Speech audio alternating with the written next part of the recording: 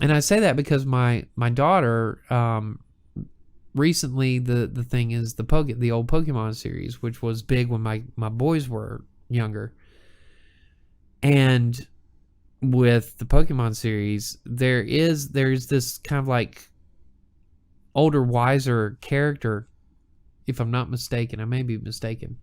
But he has a more diminished role. If we look at Fairly Odd Parents, the father is a parody. If we look at SpongeBob SquarePants, Mr. Krabs represents the paternal figure of that show, and he is a parody. And so when we look at it, the idea of that, for some reason, the idea of this well-balanced male figure is gone. And I think that that's bad, in my opinion. So let's go ahead and talk about the politics. And of course, the thing back in Transformers, Transformers had to deal with the problem of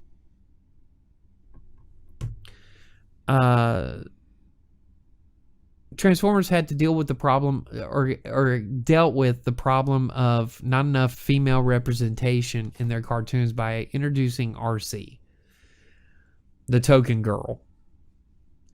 And we started to see that more and more. Now, the interesting thing about G.I. Joe is they had the token girl too, but they actually had two of them. They had Scarlet and Lady Jane, and then, of course, on the opposite side in Cobra, they had the Baroness. So you did have those female characters, but they were pretty much stereotypes. And RC becomes a stereotype because, again, she's token, right? And same thing with Turtles. April O'Neil is the token girl. The interesting thing about April O'Neil is that there were times where she was able to manipulate the system for the Turtles, which showed a little bit of power in journalism. I don't know. You could probably do a whole thesis on why April O'Neil is important to the Turtles. But just looking at the surface of it, she's just a token girl. And then if you look at the Thundercats, Chitara is a token girl, right? I think when we look at boys cartoons, the only one that was actually successful at starting out as a token girl but then actually growing is She-Ra. So of course, if you're going through this cultural moment that we're going through, we could obviously rip into this and talk about how much injustice this is, right? And how horribly bad it is that the Transformers had a girl in the entire time that the original series was on. And she doesn't come in until the movie. It's the movie that you first see RC. This is why that bothers me. Because it bothers me a lot. And it's not because, you're saying that something that I love was really bad. At this point, as an Xer, I'm used to it because most of the stuff that we grew up loving, we have been told that it's bad. That it's misogynistic. I'm sure at some point they're going to talk about how horribly misogynistic Kurt Cobain was. It's just a matter of time. Even though he showed up on the cover of The Advocate, even though Territorial Pissings is all about women's rights, and even though Polly is a wonderful story of a girl who gets trapped and she's able to feign Stockholm Syndrome to get out from underneath this guy's clutches. He did all that. I'm sure some way, somehow, they're going to talk about how Kurt Cobain was misogynistic. Because they've told us everything else that we know and love is misogynistic. But here's why I have a problem with that argument with the Transformers and G.I. Joe. During the 1980s, when Transformers and G.I. Joe came out, yes, they were boy cartoons. And these cartoons, we'll come back to that. At the same time that Transformers G.I. Joe is becoming popular, toy makers realize we got to get the girls. And actually, He-Man is the first one to become popular, the He-Man action figures, and you start to see them all rethinking the doll market. And as Jay and I noted, when we were kids, we had dolls, but they were called action figures, and they were not necessarily dolls, but they're dolls. I mean, anybody, if an alien came to planet Earth and you held up a G.I. Joe beside a Barbie, it would be the same thing to the alien. But what the toy makers did was they realized, okay, Barbie's not going to be enough. And so, several different lines came out, and of course, one of them was, well, two of them that I can think of right off the top of my head is Rainbow Bright and My Little Pony, the original My Little Pony. And we're going to talk about the newer My Little Pony in a minute. But the original My Little Pony. And even with the Care Bears, okay?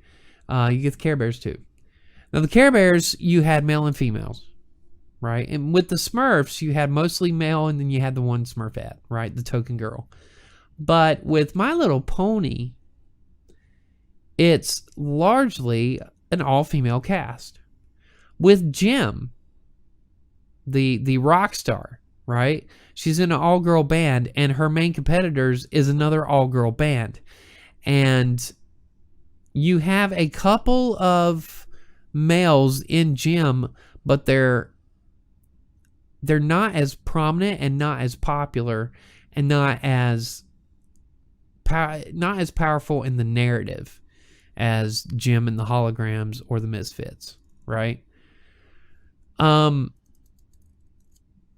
the same thing kind of goes for, well, no, that's not true. Never mind. So I'll skip that one. But you see that there were things that were tailored straight for girls. And the reason why I have a problem with this, and of course the knee-jerk reaction to that would be, well, yeah, there were more boy cartoons out there. They were making more boy toys, right? Standing in a marketing, if you look at it from a marketing perspective, it is a lot easier to make toys for boys than it is to make toys for girls because of social constructs of gender. Now, obviously, that has started to erode away. For good or bad, whatever side of the argument you're on, that has started to erode away. But back then, in the 1980s, it was largely a boys' market. And the girls had very few options, but it's not like they didn't have any options at all. And that's one of the problems with the argument is it's almost like the girls were being just completely and utterly shut out of the conversation. But if you look at the girl cartoons versus the boy cartoons are focused on developing a generic role of manhood that is, again, level-headed, compassionate, admits when they're wrong, owns the mistake, works with the team to obtain a shared goal. Ego is put on the back burner. Team is first, I am second, right? There's no I in team.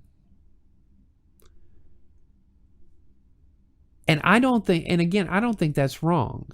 And I think if you've got cartoons that are telling children that, and they're establishing those ideas of positive male attitudes, of positive male models, of positive male action, then there's nothing wrong with it being targeted just towards boys.